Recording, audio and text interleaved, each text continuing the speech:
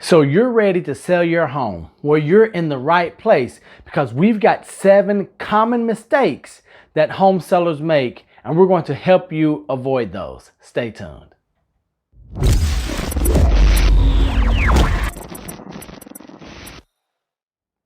So you've made the bold decision to sell or market your home. Now we're going to help you right now avoid 7 common mistakes that home sellers make. You'll see a recurring theme with these first few tips or things that you want to avoid. The first mistake that many home sellers make is setting a listing price without careful research. Now, yes, I'll admit there are many services or sites available to you that will give you an automated value or some type. But what we really want and hope for you as a seller is to get what's known as a CMA, a comparative market analysis, or what I would like to consider a POV, which is a professional opinion of value. And there are very few, if any, automated systems that are going to take into account those things that aren't in the listing, such as area or improvements or those small nuances that an automated system won't be able to calculate. So I'm going to encourage you to get that CMA or that professional opinion of value.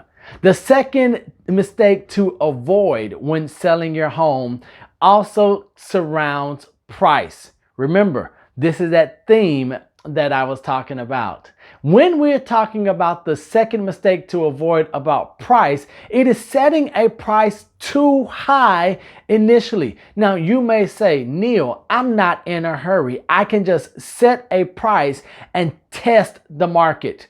Well, numbers and stats show us, they reveal the truth that the longer a property stays on the market, the more of a negative stigma it has to it.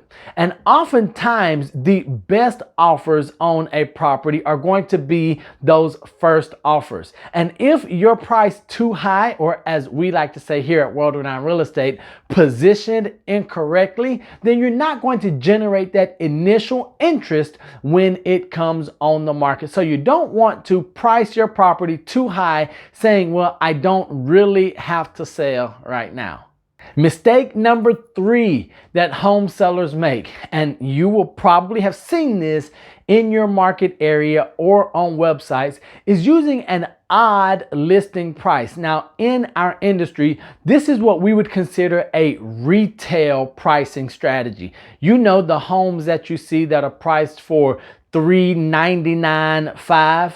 Well, if you're unaware of the way most search portals work, you don't see many search portals set up to search at $500 increments. So you as a seller, if you go with that odd listing price, let's say $399,500 or $333,500 or maybe $325,900, for whatever reason, you might be missing an opportunity to capture those buyers who are looking for $350 to $400 and from $400 to $450 by simply changing the price by $500. So consider that, and I know there are all types of logic behind this. Well, we want the buyer to feel like they're getting a deal. We want to price it at $900 or like $399, $999. Well, that is more of a retail pricing strategy that we might see from Walmart or Target or something like that, not necessarily as effective when we are talking about real estate. Mistake number 4 that you as a home seller want to avoid is not having professional photography done of your property when it comes on the market initially. Your first impression must be your best. And how can we do that with so many buyers coming to your property online? We have to make sure that that first look, that first feel, the introduction of me as a buyer to your home is in its best light. So don't skimp on the photography. Don't work with an agent or a professional who isn't going to have a professional photography option, even a video package available to you, because me as a buyer, I need to see myself. I need to fall in love with your property before I ever agree or commit to going to see it. And that's going to happen either on my mobile device or on my laptop. So mistake number 4 is not having professional photographers initially when your property hits the market.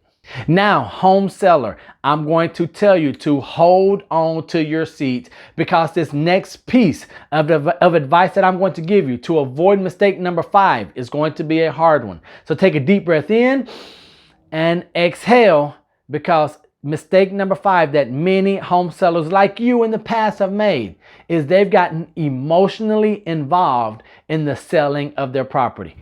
Now, I get it. This is your home. You have memories here. You have the height marks from when you're children, or this is where you had your family dinners. I understand.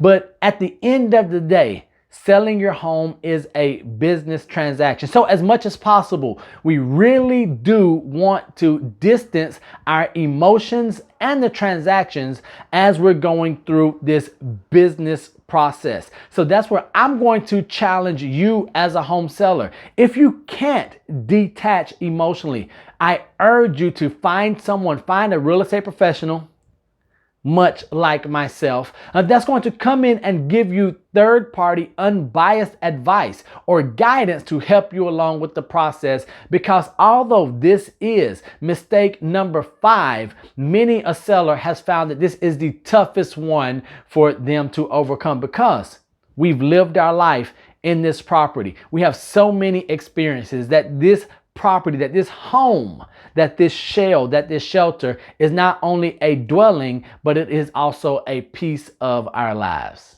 Mistake number 6, even in a seller's market, is expecting your home to sell itself. Meaning that all you do is put the home up on the MLS or a for sale by owner site.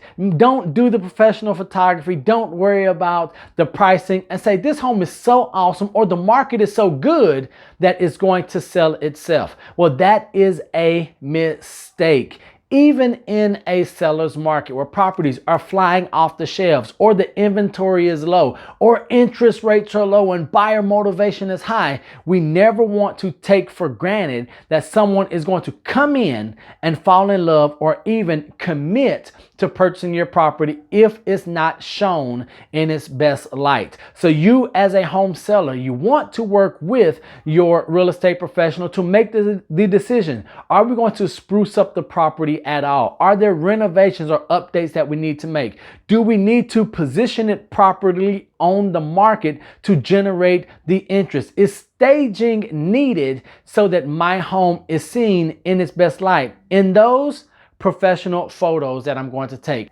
Mistake number 7 that we see many home sellers make, you've probably guessed it right now, but it has nothing to do with the price, I guess.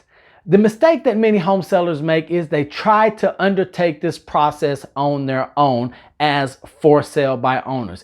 Is that an option? Yes, it is. But what have we seen? What do the numbers reveal? It shows that on average, homes that are sold by agents or real estate professionals and realtors net $39,000 more than for sale by owner properties, for many of the reasons that we talked about here. The skill and the care that a real estate professional will bring to the process. The fact that you're not emotionally involved to a business transaction. So tip number 7, or mistake number 7 that you want to avoid, is trying to go at this alone. So I'm going to encourage you to call a realtor. And I know a great one if you're in need of, who's going to help guide you or get you connected with someone in your area to make sure that you receive the best, most professional service possible. If you like this video, I'm going to ask you to do a couple of things. First, subscribe to this channel, Hollywood Homes. We're bringing lots of valuable, relevant, accurate information right to you on your phone or your computer. Hit that bell icon so that as soon as new videos and new content comes out, you receive the notification. Leave a comment. I would love to know which mistake you think that you might make, or which mistake you want more information on to avoid making that mistake before the time comes. And then be sure to share this video, share this channel with all of your family and friends. Let them know that we've got a pretty cool guy over here sharing some pretty cool information. So until the next time I see you or you see me, don't be average, be world renowned. Take care.